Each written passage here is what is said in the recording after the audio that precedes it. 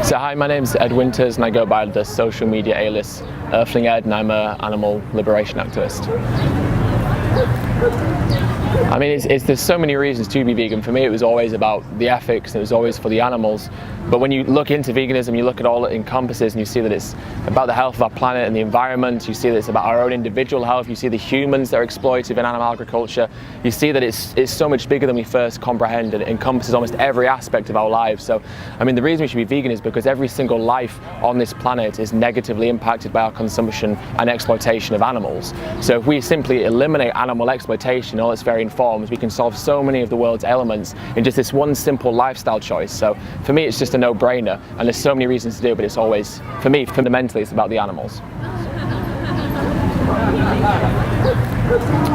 I mean, I've been vegan for, say, around a year, and my partner, Luna, was like, oh, you should set up a YouTube channel. And at first I was really apprehensive to do it, but she kind of sat me down one day and was like, we're going to do it.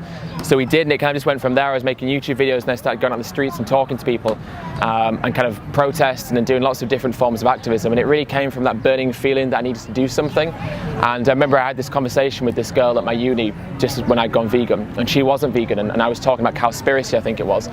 And she said, yeah, but soy farming is really bad for the environment. And I didn't know what to say, and it really annoyed me, because I realized in that moment I kind of allowed her to continue consuming animal products without ever, without feeling guilty or without even considering it as being the wrong thing to do. So I kind of made a vow then that I had to do something to kind of push veganism and to advocate for veganism and to talk about the animals. So it came out this burning desire to do more, and realizing that I had to do something with my life, because simply being vegan isn't enough, and if we remain silent, even though we're vegan, we're still complicit. I mean, I think it's important to know that I'm still an angry vegan, right? I still have that anger inside of me. I've realized that I need to channel it in different ways. And at first, when I was just being angry at people in the street, it was self-serving in a sense. It made me feel good, but it wasn't helping the animals, and it was being counterproductive. So I kind of use the anger that I feel to channel and fuel myself to be an activist. But when I'm talking to people or doing activism, I try and stay kind of level and grounded and rational, because that's the best that we can do. And people want rational responses, and people are going to give us a whole host of excuses and justifications as to why they don't want to go vegan. And all we have to do is simply tell them why they aren't right, or why they're incorrect, or why they're, disingenuous.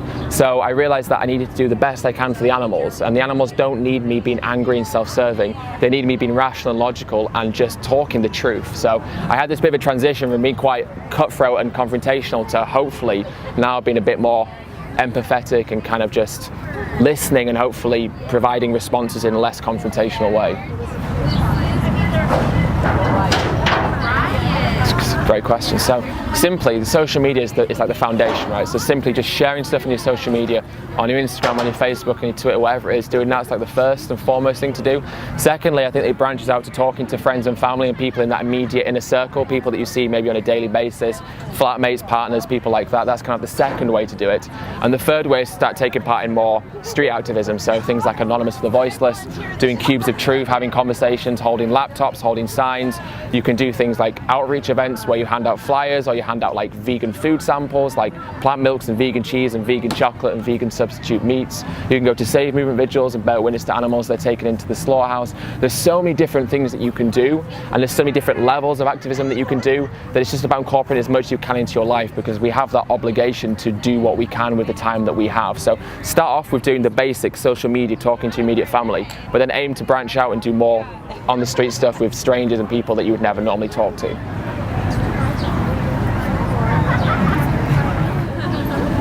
Okay, this is a good question. So I think going vegan, it changes your mentality in so many ways, and you start to understand that a lot of what we've been told is a lie, and that we've been kind of conditioned into living in a certain way that is in so many ways a disalignment of how we truly feel and our true morals and core values.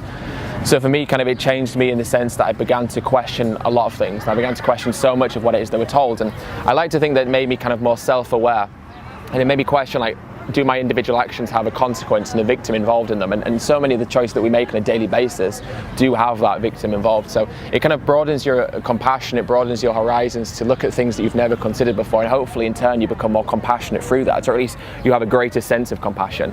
I feel like you kind of get a bit more of a relationship with the world itself, and you start to harness and understand the severity of how we treat animals and how that correlates to the destruction of the environment. So when you put those pieces together, I feel like you can't help but care more about the survival of our planet. And it also means that you get to connect with really great like-minded people, and the connections I have now as a vegan with my friends are so much stronger than I ever used to have with my old friends, because you connect on something so intrinsic and so kind of deep-rooted in your core. And when you connect over something that you feel so passionately about and is so important, it's such a great basis for a really strong friendship. So for me, it changed my outlook on the whole world, and not necessarily always for the good. You start to see the violence in so many different ways, and you start to see that good people that you love, like your friends and your family, are capable of doing bad things. And so it's not always an easy change, and a lot of the realizations aren't always positive, but fundamentally it's better to know than to not know. So I feel like it changes you in so many ways, mostly for the positive, some for the negative, but more importantly, it just helps you connect with yourself and understand yourself and your own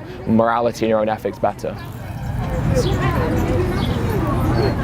If everyone in the world is listening, this is non-vegans, right?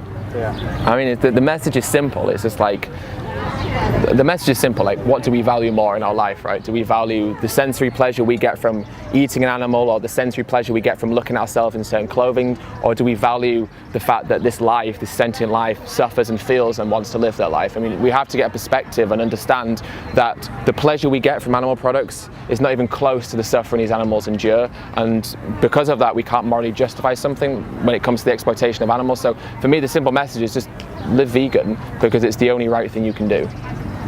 Sure. And since you said it, what if the vegan community was listening? What would you say? I mean, so for me, I would say it's the vegan community. We have an obligation, right? We are the ones who have a great understanding of the truth. We know exactly what's happening. We have a deeper understanding of how our purchases support industries that cause so much destruction. And because of that, we then have a duty and an obligation to talk and speak and advocate. So my message to the vegan community is get active and do what you can, because literally the future of so much life on this planet rests on us, the people who have that knowledge and the power now. And if we don't act, what happens will be on our shoulders and will be our burden to face. So get active, do what you can, spread the message, and most importantly, stay strong and be an effective advocate for the animals. Alright, so I have a few social media platforms. I've got YouTube, Facebook, Instagram. It's all just simply Earthling Ed. I've got a website, www.earthlinged.com, which has like a free ebook on there. I run an animal rights organisation called Surge in London, and we host a global animal rights march. So yeah, check us out on Facebook, and yeah, social media is where to find me.